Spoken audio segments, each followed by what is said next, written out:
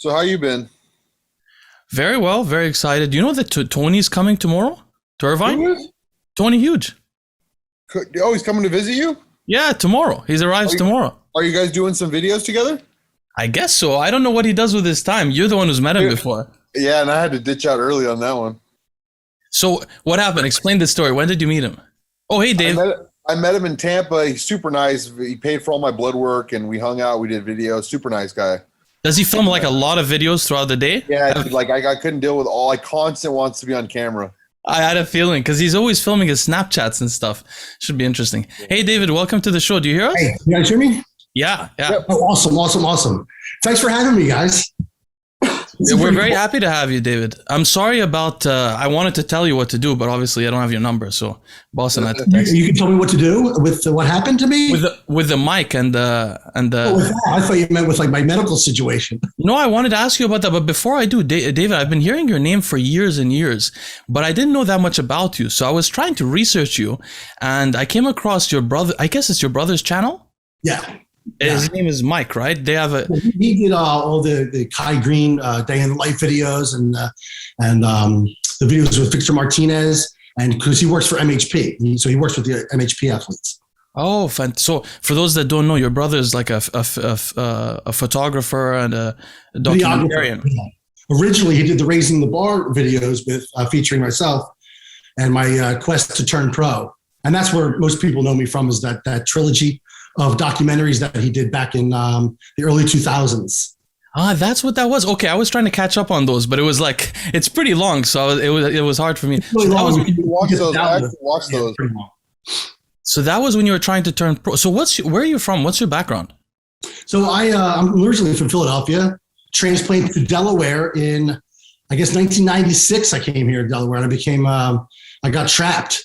Everyone always says they're passing through Delaware, but no one ever passes through and makes it to the other side, to wherever they're going. They always get trapped in Delaware. So I became Delawareanized pretty long ago. Is that so? Because every time I think of Delaware, I think of like I don't know if this is totally wrong, but I think of it as being like an empty small state where people register their businesses. Delaware, they call it. Really? So it's not that much of a busy place then? No, there's no real culture here, which I miss growing up in Philadelphia. Not much to do other than eat and drink. So for someone like me, I really stand out here, and I'm not the norm. I feel like my presence would have been more appreciated and more respected when I was at my peak. If I was in a state like New York or anywhere else other than Delaware, where it's like no one looks like me. We have like 3 of us here. There's no bodybuilding scene there at all, huh? No, the only other bodybuilder who's here is Freddie Smalls. Really? How did you get into lifting and bodybuilding and competitive bodybuilding? When I was young, I was like 12 years old. I was really skinny, and I played the piano. In my neighborhood, growing up in Southwest Philly, you couldn't do that. You had to be out throwing the football or playing ice or playing street hockey. Or doing something like that. And I was real thin. I was always playing the piano. The neighborhood kids knew that. I was an artist. I was drawing with watercolors. I thought that's just not normal, not really accepted. So I got beat up a lot in my neighborhood. I was picked on excessively. Like every time I walked out the house, I got in a fight. So I had to do something about that. And there was a weight set in my basement. My dad was a bodybuilder when he was young. So he taught me how to do it. From the very first, my indoctrination into bodybuilding, I had the best guidance. He knew what to do. He came up with like my workouts. He would write my workouts out, write my diets out. I was doing protein drinks back in the 70s and early 80s. Of course, back then it was soy protein. They didn't have what we have now, but there were supplements. There were decent supplements. And he put me on an upper body, lower body split, 3-day split. Then, push-pull program. He taught me all about that. So I had great guidance from day one. So I knew what I was doing by the time I was 13, 14, 15.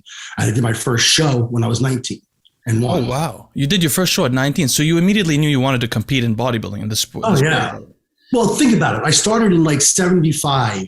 What movie came out in 75 that you know of?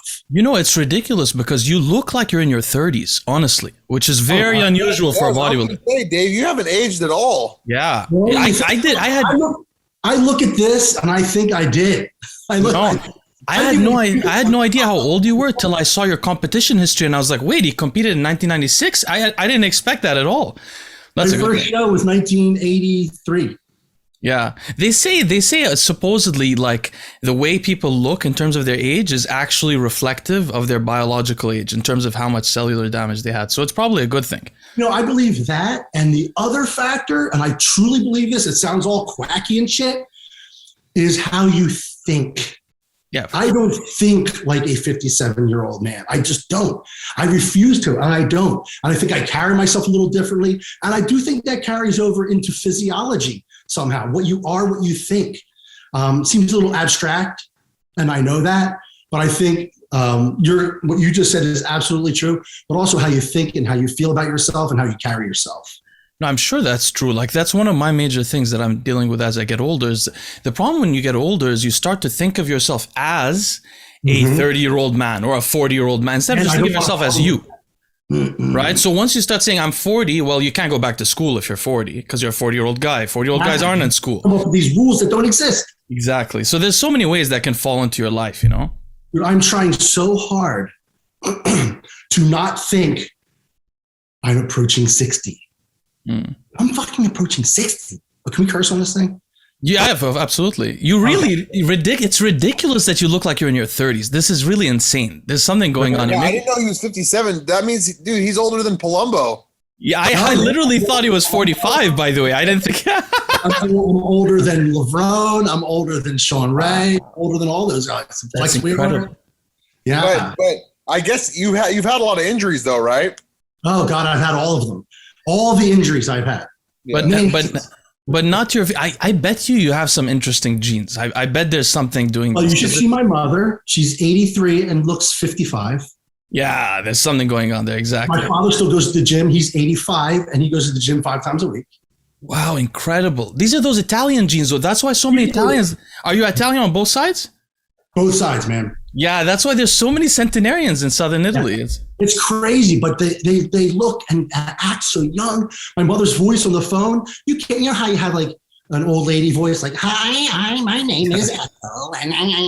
She doesn't sound like that at all. Incredible. You can't tell she's anything other than like a 30, 40-year-old woman on the phone. So it's like biologically, they aren't 80. They're just not.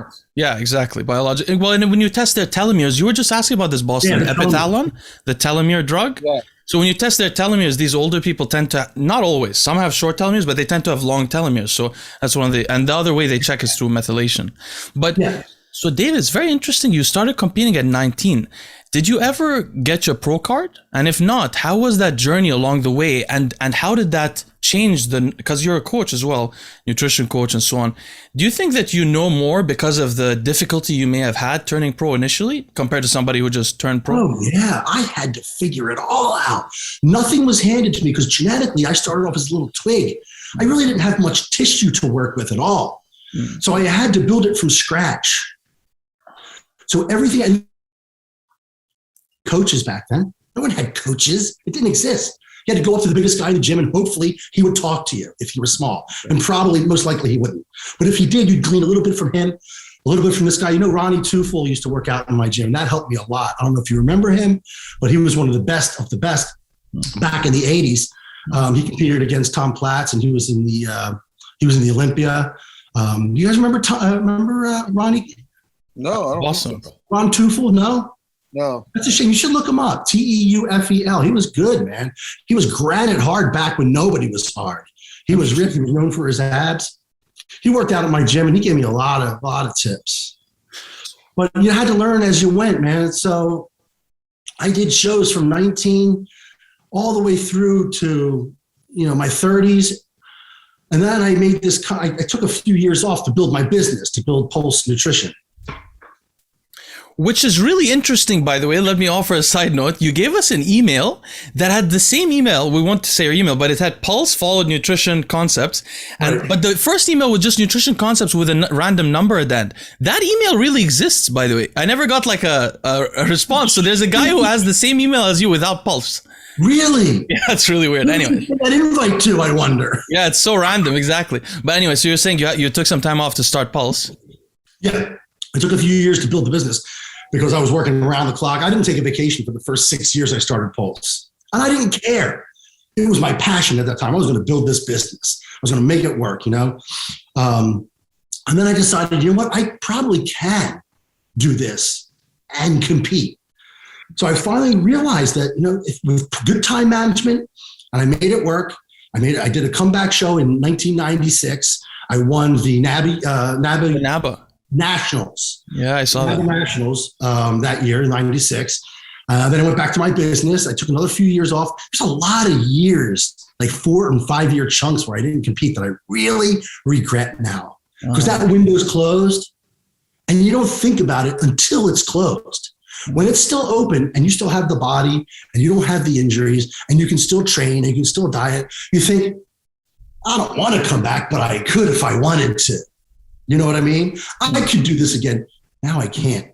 So it's something that's off the table as far as something I can do. Were those comeback years in your 30s? Huh? Were those comeback years in your First one was in my 30s. And then the last one, which was the material for raising the bar, where my brother followed me around for 3 years and recorded everything, was from 39 through 42. I got to tell you, every clip that I skipped to on that documentary was entertaining. Every single part that I saw, I was like, this is pretty, you could be listening to this. Downloads, man. When you have some time, watch them. They are magnificent. And prior to him doing this, you got to realize the only thing the bodybuilding world had was Matsuri Okabe's real-time videos of every set and every rep for hours and hours with no background music, no narration, no storyline, no anything. He took it and made like an actual documentary story out of it with background music and narration, and did something that no one had ever seen before. Explain something to me. So there's a guy who's a little bit before my time on YouTube, but I don't know that much about him, but he's an interesting character called Ian McCarthy. And going through your documentary, there's a clip on your brother's channel. So it was separated with the Ian McCarthy thing. So I watched a little bit of it. It was extremely entertaining. What was that about? Can you tell our audience how that came about? For years and years, I talked about the 6 foods that work and how you need to eat every 2 hours. The things that all bodybuilders do that work, that we just know work, that always have worked, and that always will work. And so I talked about that at length. And so it's the cornerstone of what I do. It works for everybody when they can do it. When it fits into the schedule, they have the mindset to do it. All of a sudden, my videos and Michael's videos, the ones he posted of me talking about 6 foods, talking about every 2 hours, they started getting these nasty ass comments. Really? And whenever we looked at who was making these comments, there were these children. By the way, to set this up for you, Bostin, just to explain, the scene of the interview is like David sitting next to this I don't know much about him, bro, but he looks like a 14-year-old guy with zero muscle, and the guy is arguing with David about what diet you should use to gain muscle. I've seen that clip. I've seen that. Like he looks like he's never trained in his life. Yeah, I made some. He was so prepared to sit down with some clod, some bodybuilding musclehead who knew nothing and just was doing it by rote. And this is something I've been thinking about night and day and night, 24/7 for 40 years. Kid, you're not going to sit there and have points that you're going to make that are going to trump mine. You're just not. And he didn't. And he got tongue-tied at one time. And at one point I said, why does it matter to you how other people eat, whether they eat every 2 hours or they don't? Why is it your quest to erase the planet from the scourge of eating every 2 hours? Why does that bother you? And he goes, I don't know. I never thought. I have nothing else to do, maybe? I said, that's your quest. That's your purpose. You have no idea why you're doing this. Exactly. I mean, honestly, I just want to comment on one thing. He was like, I didn't see the whole thing, but he was basically saying that, the total amount you eat during the day matters, your net calories matter, that kind of stuff.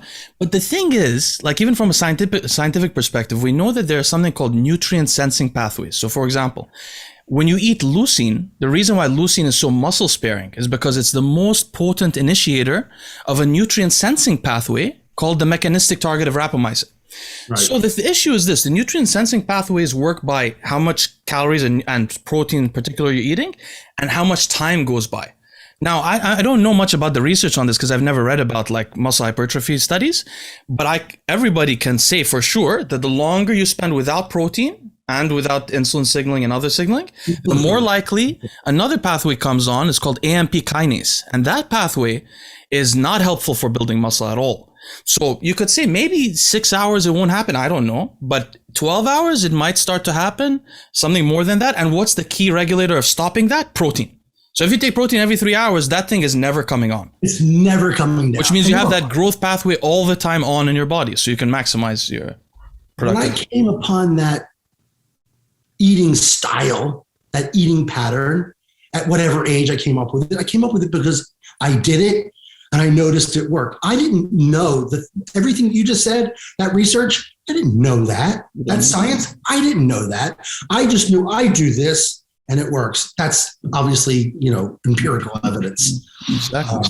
Anecdotal evidence, if you will, but it's evidence nonetheless. But there's no better evidence than empirical evidence, because empirical evidence is what relates most to it. Like what you have a problem is when you do a study, you also have this thing of external validity of the study. Does it reflect real life? Does it reflect what we're trying to figure out, bodybuilders maximizing growth? Well, the empirical evidence does. The issue is just how much of it you have. Well, we have over half a century of people lifting weights and trying different things, and people have noticed that if you eat more frequently, it somehow works better for you. Well, that's the point that Ian didn't have. Ian didn't have the real world application. And he came to that table with nothing but like a couple pamphlets full of information in his head. Well, that's the problem with getting a young guy. That's the problem with a young guy reading a lot of papers. Because if you go to an academic, they won't react that way. They'll ask you, what have you noticed? And they'll try to figure out, why is this guy who has empiricism behind him noticing things we haven't seen in the studies? Then they'll try to figure out how to replicate that in the study. Right. They won't tell you, no, the study says this, what you've seen with your own eyes is wrong. You know what I mean? Yeah, that's a really good point. So his disciples descended upon my videos and started this guy's an asshole. He doesn't know shit. Well, he's a relic. He's out of the, you got to get with the times. You don't need to eat every 2 hours. Your body will preferentially, if you eat a certain amount of calories in a 24-hour period. And my brother was like, where is this coming from? Why is this happening? We always got support. And now all of a sudden but we went to every one of them, and they were all these children. And the one person they had in common was their God, Ian McCARTHY. So we started talking to Ian about his philosophy, about what he was trying to get out of this. And my brother arranged that debate, if you will. And that's how it culminated in me and Ian actually sitting down at the same table. That was extremely entertaining. I thought he was British, by the way. Is he not British? Is he American? He's American. I had no idea. I thought he was British. He's British. Have you heard him talk? No, I just always imagine. I heard that obviously your clip, but I never heard anything before that. So he's American. So tell us. I was checking out your Instagram, and there was a recent health scare. But from your posts, I can't learn much about it. So tell us what happened. I really want to know more. So yeah, I was kind of vague because I didn't want to give away everything, but it was pretty bad actually. It was actually worse than I let on in the post. Mm. So I was sitting down to breakfast and I was, flipping through Instagram, and my girlfriend, thank God, my girlfriend who knows CPR was, hovering above me. We were watching the same thing on Instagram, and she describes it as my head just slowly sunk into my oatmeal. Oh, wow. And she thought I was kidding at first. And she starts saying, Dave, come on, stop. And then I hunched over into the chair, and she noticed I was turning blue. So she started to freak out.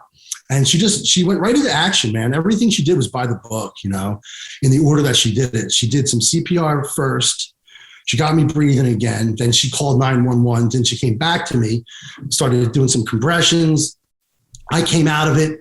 The EMTs got there about 2 minutes after. I was out for a total of about 4 minutes. Just completely out for about 4 minutes. It's just a long time.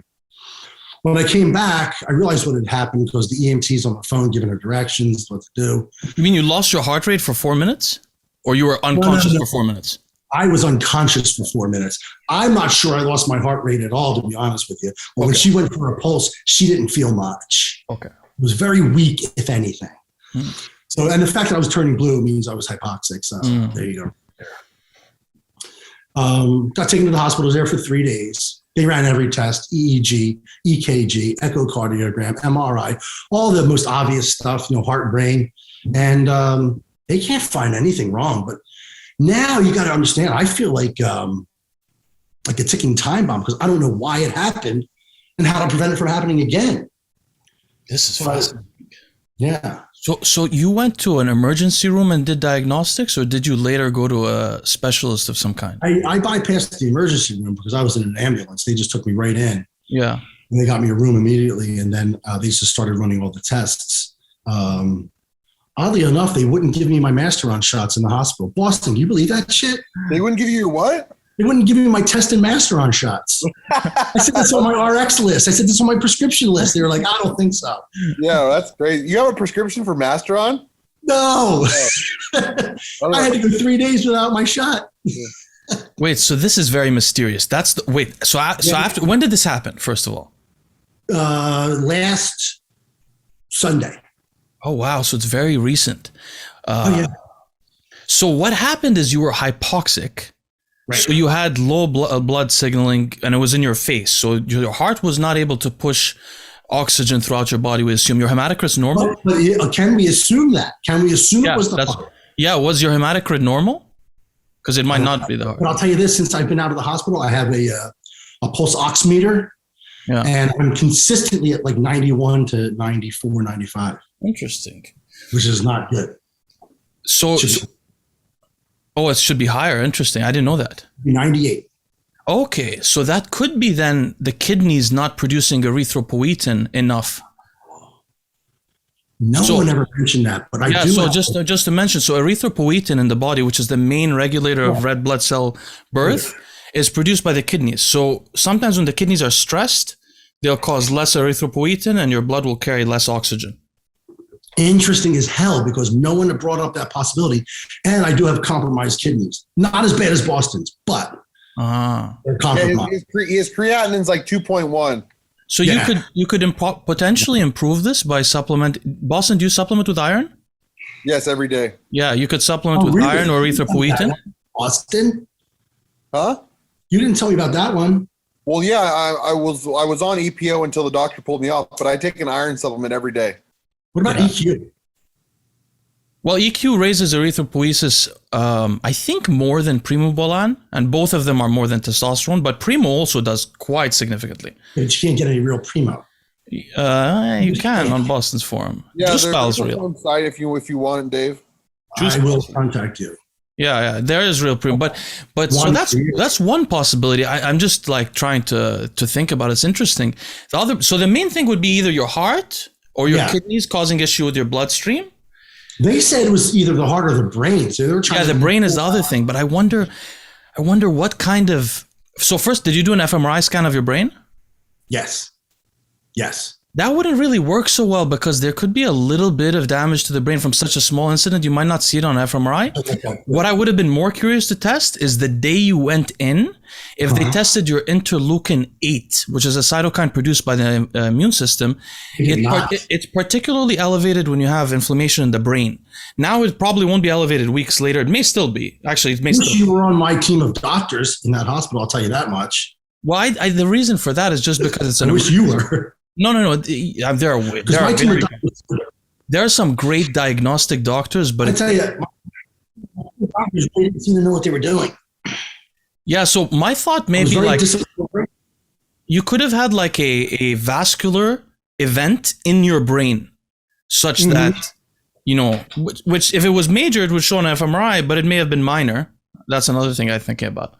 But that's such an interesting, scary. So how does this, Dave, to have that happen and not know exactly what caused it? That's the problem. I wish they found a little something that was easily fixable, so I could say, okay, I need to do A, B, and C and get this back, and then it won't happen again. But now I walk around wondering, when am I just going to drop? I've gone to the gym. I was thinking about you when I did this, Boston. To be honest with you, they didn't give me a time frame to get back to the gym, so I've been there every day since I got out of the hospital. I don't know if that's good or bad. I'm not pushing anything hard.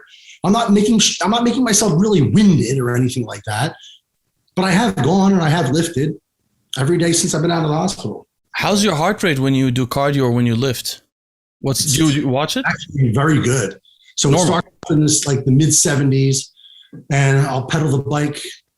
It'll get up to about 115, 120 maybe, and then immediately comes back down. Wow, this is really interesting. How does this affect you? To be honest with you, I disagree with you though.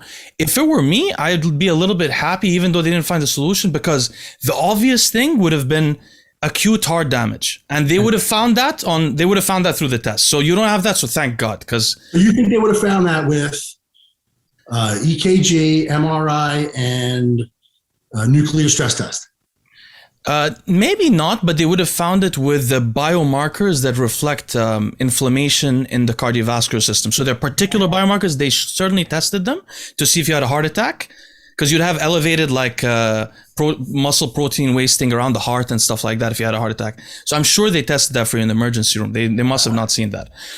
So that's a very good sign. But it leaves a lot of questions. Very interesting questions and fear. I feel like are my days numbered, and I just don't realize it. What would happen if that happened and my girlfriend wasn't there? I mean, she saved my life. That's such a good point. Yeah, she did CPR right away. Look, if it happens at the gym, nobody's going to give me mouth to mouth with COVID and everything. They're just going to sit there and let me die. Boston, does Ariella know CPR? Yeah, because she had to take the class for Jackson. Me too. My wife knows it too. I don't know it. Do you know it? No. I don't know. We're useless, all three of us. Do you know it, David? I learned it at one point. I remember it. Okay. So you know it at least. I think everybody should know selfish. it. I really do. Yeah, it's probably. Well, so how is this affecting your, are you thinking of making change? Like, are you thinking of losing muscle or doing something drastic or? Well, with my oxygen being where it is, it would probably be a good idea to lose some muscle so my body doesn't require as much, right? You got to do some like detailed kidney tests. I bet you could figure out if your erythropoietin is low. I mean, obviously you can just figure out by analyzing your blood, but I wonder if it's the kidney. You can do an EPO blood test? Oh, for sure. Of course. Yeah. You can also but you can find out the relevant downstream effects like oxygen in the blood, red blood cell count, but then you can also do the ultrasound of the kidney.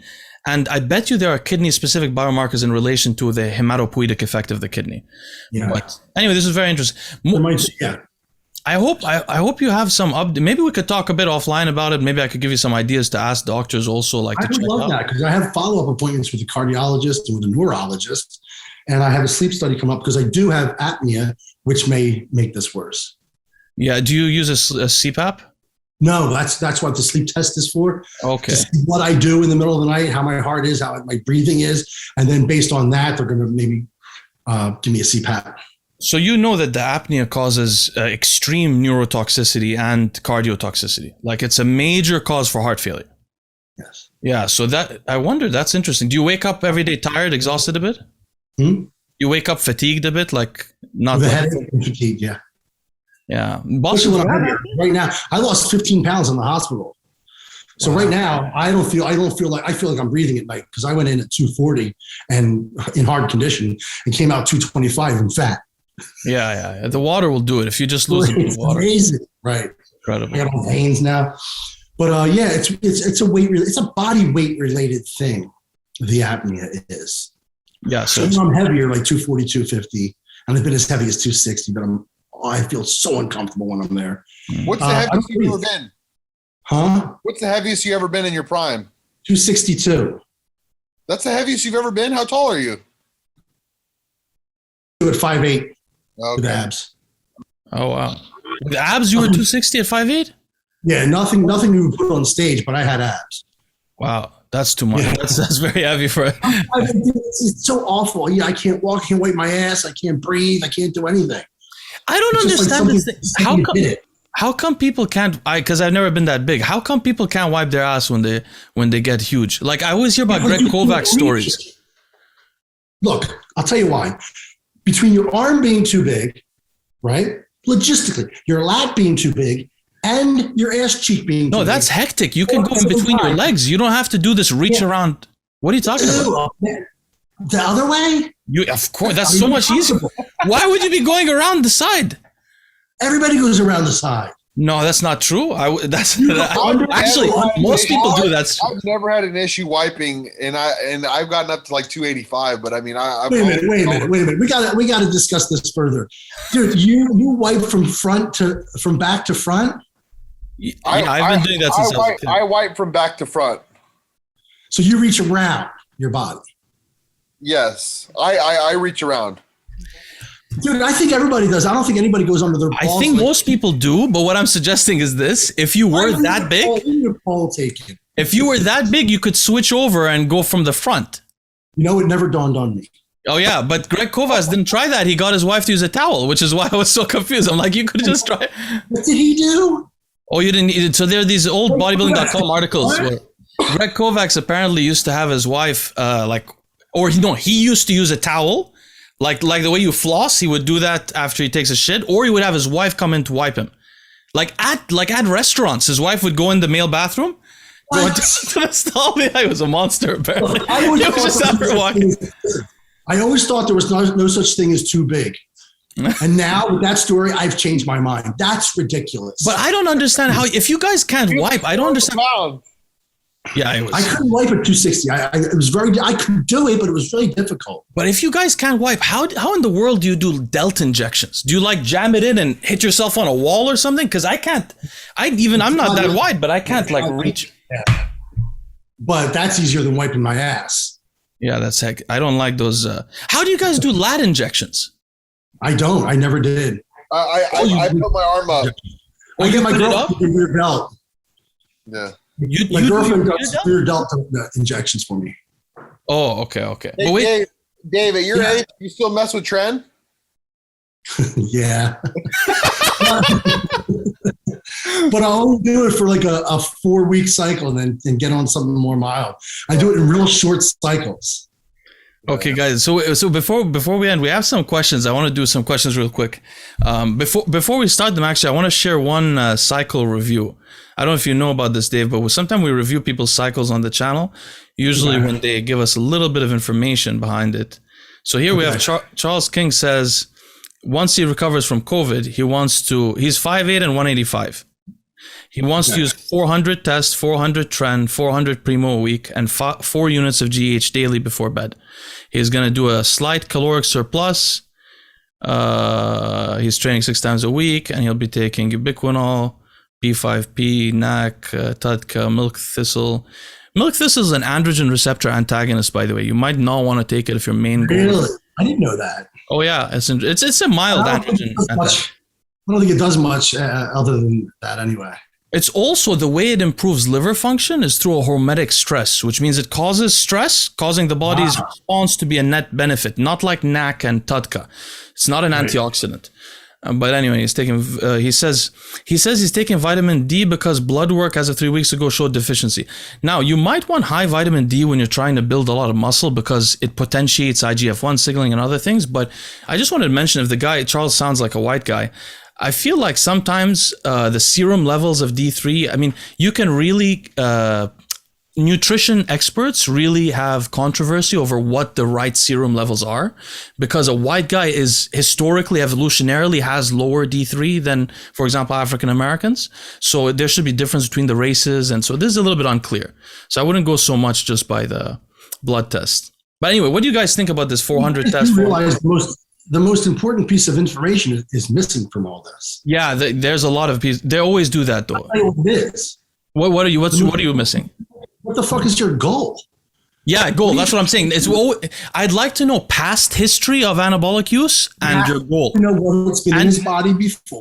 Yeah. Yeah. I hope what his body's been through. Dave, what do you think about running the same amount of testosterone as Tren? Don't you always believe that you should have more tests than Tren in your cycles?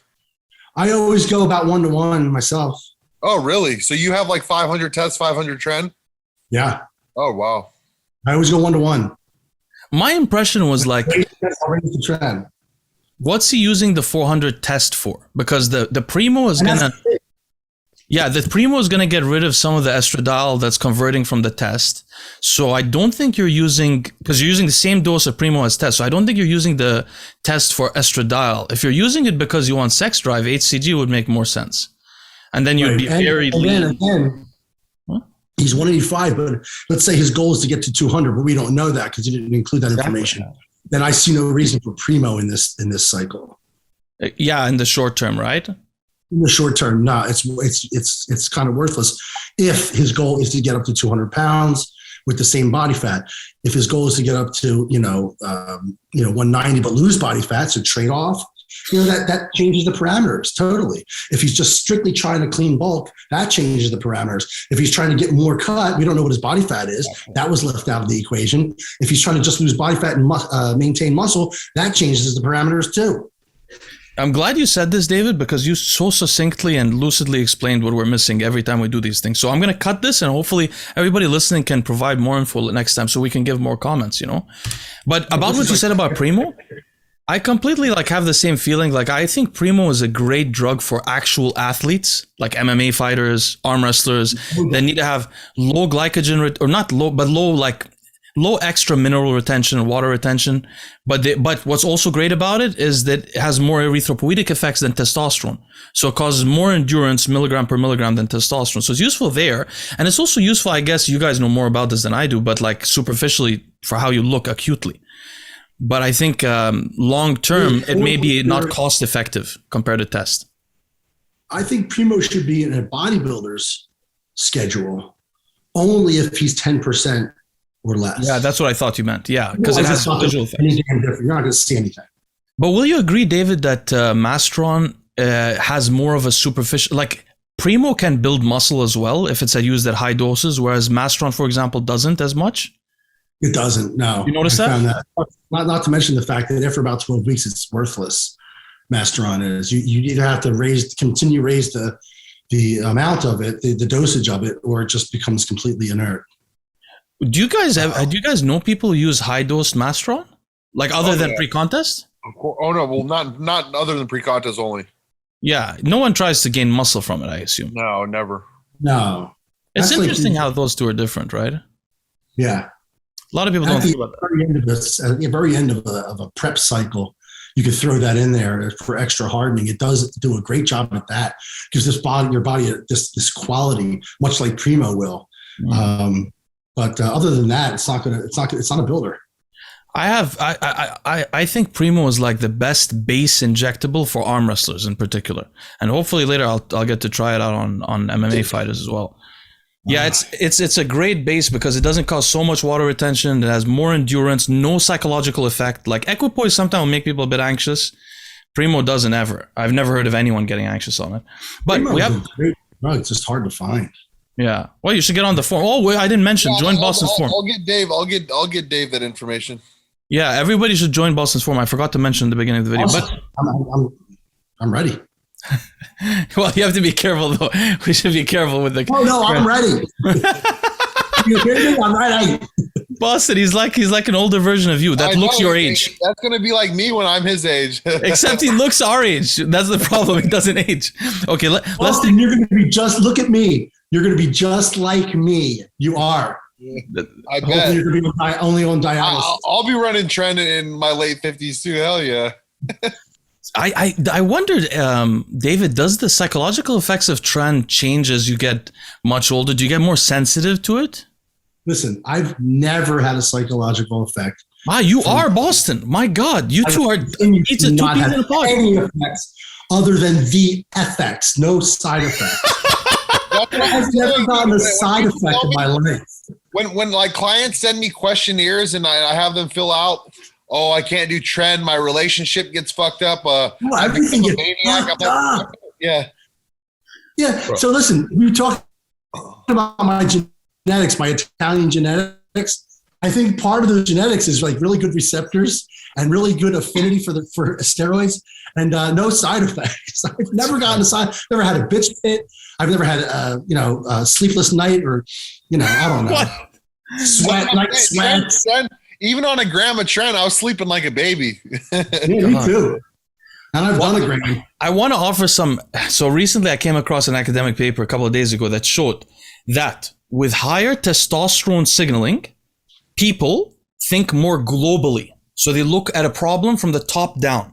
With more progesterone signaling, people think not globally, but in detail, they miss the forest for the trees when they think. So I don't know if you ever talked to a woman and asked her to tell you a story, or you didn't ask her, but she started telling you a story.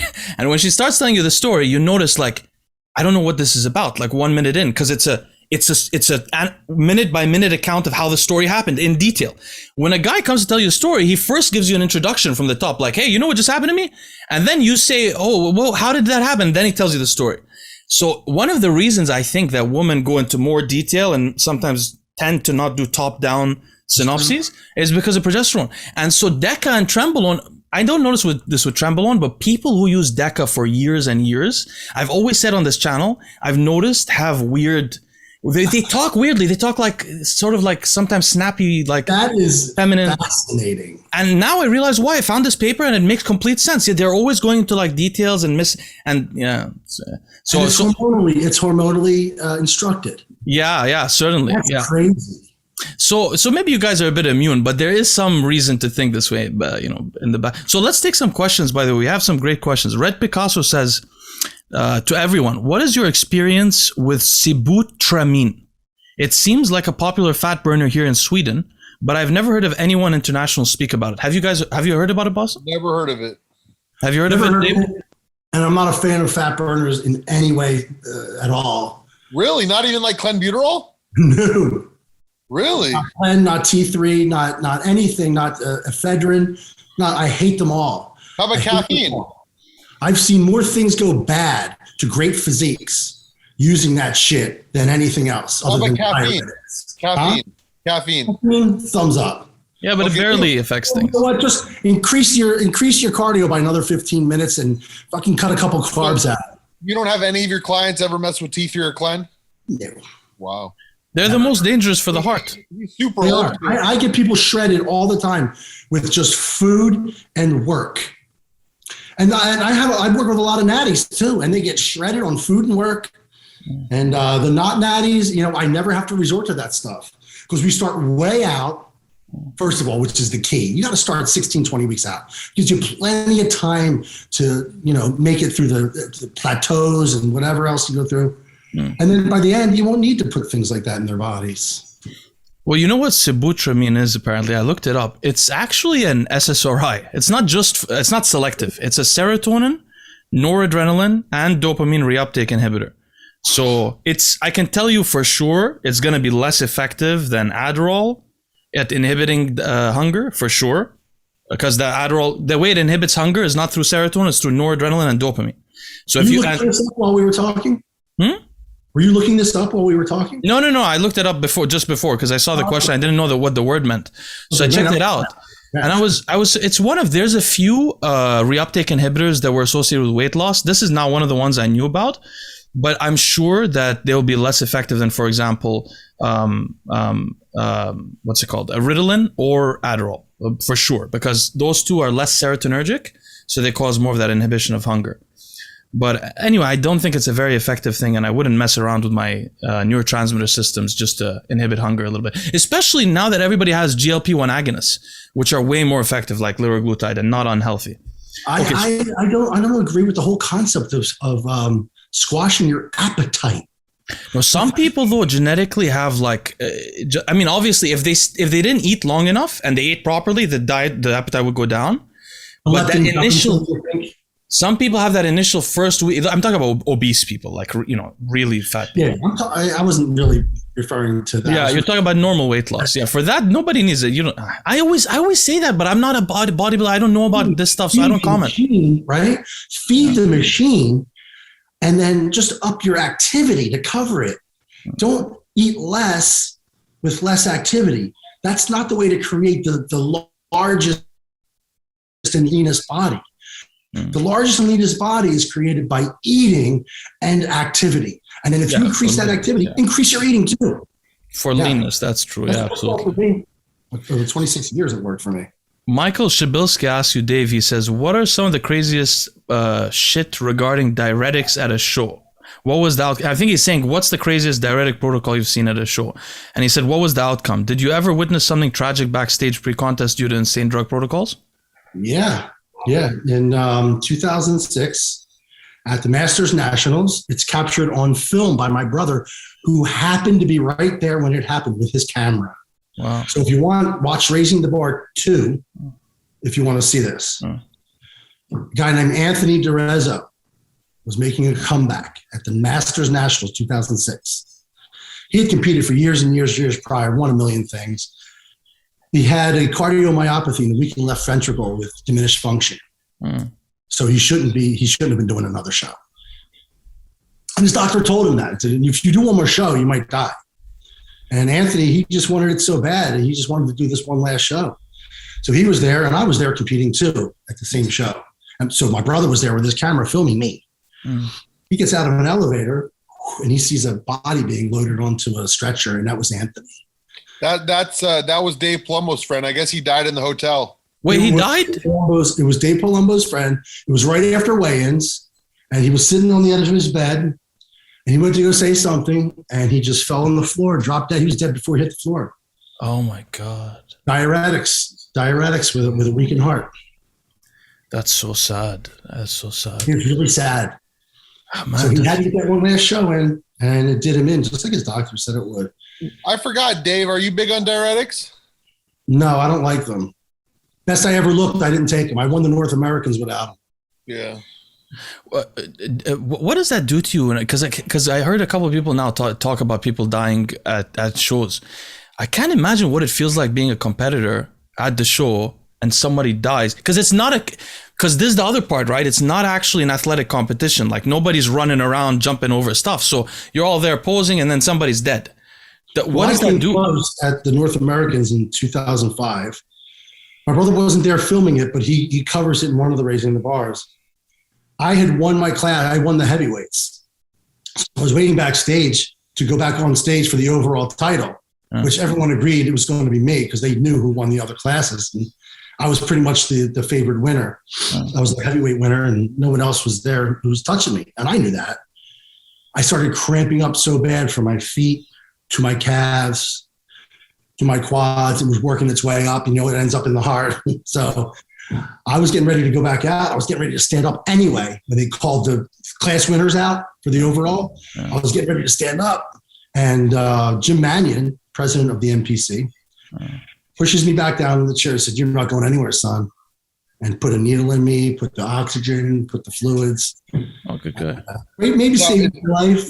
I would have gone out there to fight for the overall. You're saying you would have went pro that show? Everyone says I would have went pro that show. Wow. No one disagrees.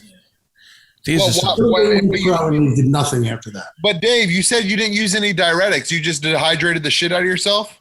Yeah, I did it all on my own. You weren't using diuretics that time? That time I might have. Oh, you were. And that might have been the last time I did it, by the way, when that happened. But I always had a problem with cramping. So AE Fitness wanted to ask you, Dave, because I know you have some strong training views. He said, explain your training philosophy, such as volume, frequency, and intensity. Are you more of a HIT guy or a high volume guy? I have always taken every set to positive failure, not always negative failure, but every set to positive failure. So it's high intensity, very brief. So my workouts, I worked out 4 days a week, even when I was at the national level. Oh. It was a 4-day split. It was chest and shoulders. It was bis and tris. It was back by itself and legs by themselves. And abs every day, cardio every day, obviously. Interesting. The sets were anywhere between, I'd say, for 12 sets. For legs, it was probably 16 sets. Every set to positive failure. Every once in a while, I'd take a set with some help to positive and negative failure, but not very often. But every set was to positive failure. Why put triceps and biceps together? Did you notice that caused more arm gains over time, personally? I did too. I'm not a bodybuilder, but I noticed that. It's weird, but keeping the body parts closely related. Like I never liked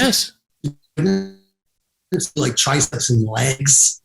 I don't like to take the blood out of here after I just got it all engorged here. Exactly. And it's sitting there nourishing that. I go, take it down to my legs.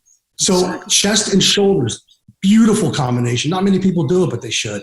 It's awesome. And then bis and tris, and then quads and hamstrings. That's such a good point. Because if you think once you got it there, keep it there.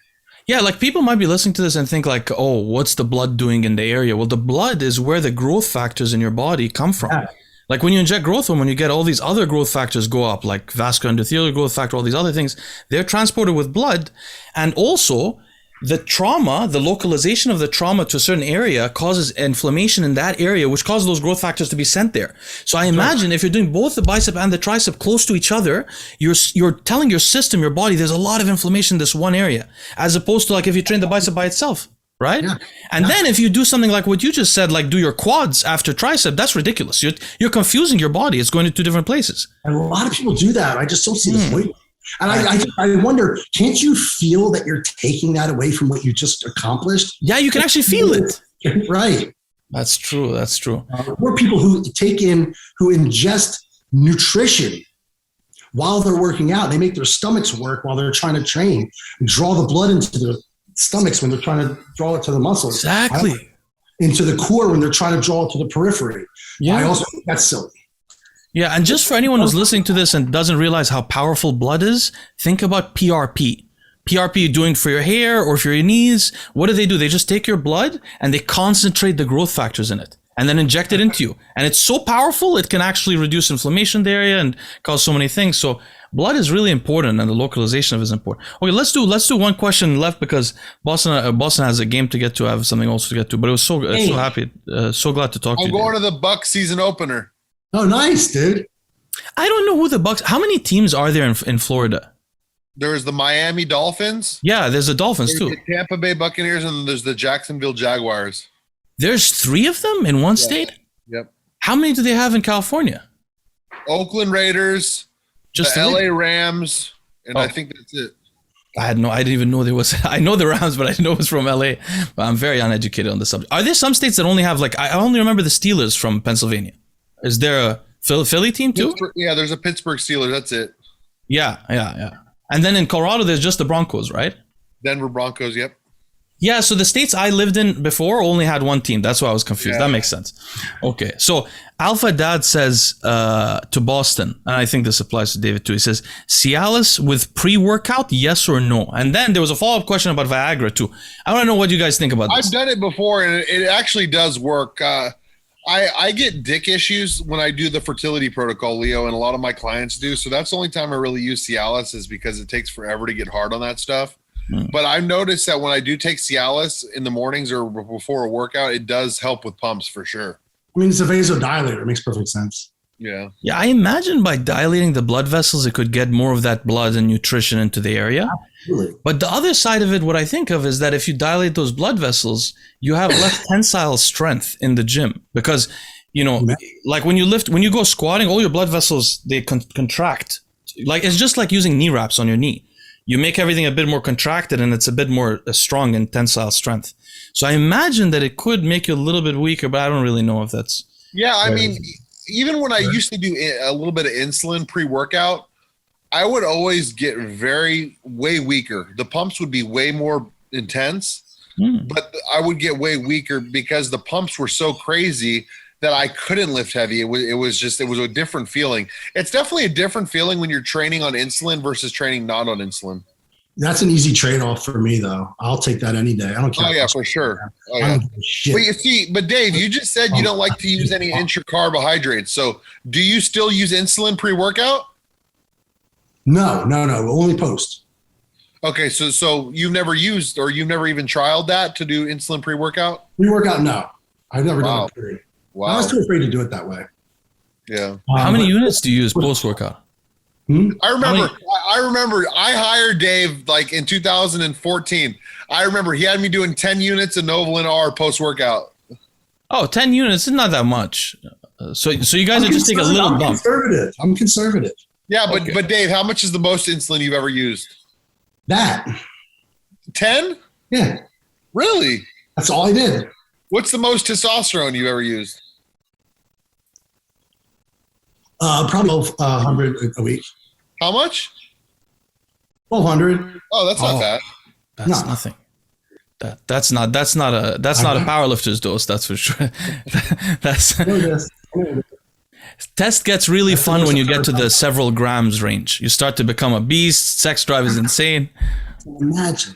Yeah, it's very fun. But wait, what were you guys just talking? So the insulin. So I call this the insulin treadmill. I don't know how, Dave, you've never used more than 10 units, but if you use 5 units like 5 days in a row, by that 6th day, a lot of people, not everybody, but a lot of people, wouldn't even need to take carbs with it. You wouldn't even go hypo. Like you adapt so quick, so you could easily get to 10 and then you can easily go past that. Like a lot of people end up injecting 50 units post-workout and, you know, they eat way less carbs. That's what happened to me when I was taking a lot of insulin. I would IV 20 units of Humalog. And I wouldn't eat. I'm not kidding you. I would IV it, get on cardio for 30 minutes, and I wouldn't go hypo.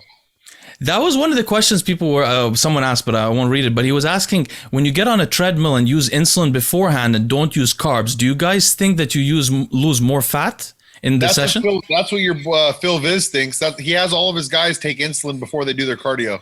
So here's my theory. Let me know what you guys think. If you take insulin, you're going to shuttle out glucose from your bloodstream into glycogen stores and so on, right? So it's going to make you a little bit hypo immediately when you're doing the cardio. Now imagine if the cardio is at all exhausting, your body needs to raise its glucose in the bloodstream so you don't faint. So what's your body going to do? Well, to get glucose, it has to burn glycogen. So you just stored the glucose and then you go burn glycogen. It's not going to pull fat, I think. It may be more likely to, but I don't think so, right? Yeah, so Phil Viz has his guys do like 2 units prior to cardio every morning. I think that's stupid. I don't know. It might work, but I would imagine it's pulling glycogen, is glucose from the glycogen. You know, so it's not like pulling more fat, but maybe being in a lower glucose level, I don't know. Plus the fact that you just injected insulin inhibits fat loss. Dave, you're hella old school. If I told you the protocols that are going around right now, you would die, dude. I know about them. Yeah. No, they're like protocols that like you have to inject something every 19 minutes and stuff like that. Yeah. There's like between the peptides and the between all the things that are out there, and if you want to combine them, anabolics are like Flintstone vitamins now, man. There's so many other things out there, and you're right. Inject before you work out, inject during the workout, inject later on in the workout, inject after the workout, yes. Inject before bed, inject in the middle of the night, inject when you get up. It's fucking ridiculous. Well, I'm laughing because honestly, I just wrote a protocol like that yesterday. It was so complicated. It's for that arm wrestler, Bostin. And it's so complicated. It's like, inject this into your arm after you do this certain bath, inject this every other day, take this every other morning, 3 times a week do this, 1 day a week do this. I'm like, wow, this is complicated. I wonder if he's going to follow it. Inject this in your arm, wait 2.5 minutes, and eat a banana. It's like that. No, not yet. And go now. No, but the difference is, unlike Spill's plans, this one will hopefully work, I think. Yeah. So Dave, this guy named Phil Viz has a protocol. I know him. You have to inject insulin 37 minutes before your first set. 37.5. 37.5. You got it wrong. All right, guys. It was 37. 37. 37 minutes prior to the workout. What happens if you do it 36? He gets pissed at his client. He said, he'll literally be like, "Oh, you wasted a workout." He'll tell him that. You gotta start over. You gotta do it all over again. And then the worst part about with Viz is he thinks if your blood sugar gets over like a certain amount, like you fucked your whole day up and all that shit. Yeah, he's a very neurotic guy. Anyway, guys, it was fun chatting with you. We should have you again sometime soon, David. And we'll keep. More I can talk about. We should. Hopefully, you guys could give each other information so you guys could update them on the health issues. Yeah, I like to think about these things. Maybe we could talk about it. Yeah. Okay. All right, brother. All right, brothers. We'll see you later.